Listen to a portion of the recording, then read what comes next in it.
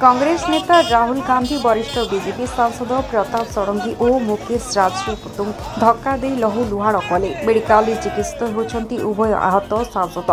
राहुल गांधी विरोध में कार्यानुष्ठान नेबाकू दाबी कर बीजेपी युव मोर्चा। आज संध्यारे बलांगीर कचरी छकरे युव मोर्चा तरफ राहुल गांधी कुश पतलिका दाह करने सह सांसद पदरू बहिष्कार करने को दाबी कर बीजेपी युव मोर्चा। पाटनागढ़ पाटना समाचार।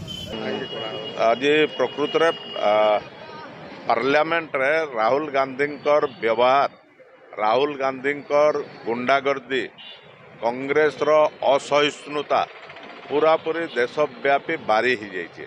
आज वरिष्ठ नेता वरिष्ठ एमपी श्री प्रताप षडंगी जो भाव में आक्रमण करिछन राहुल गांधी, तांकर मुंडरे गुरुत्वर आघात लगी ताके विरोध करी आज बलांगीर जिलापाल कार्यालय सामने भारतीय जनता पार्टी कार्यकर्ता राहुल गांधी पोषपुतलिका के दाह करा जाइछे।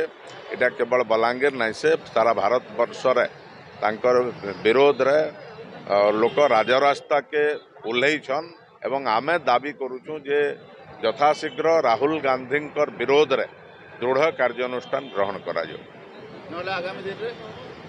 नहले आगामी दिन रे सारा भारत वर्ष रे एतार न्याय जलवा।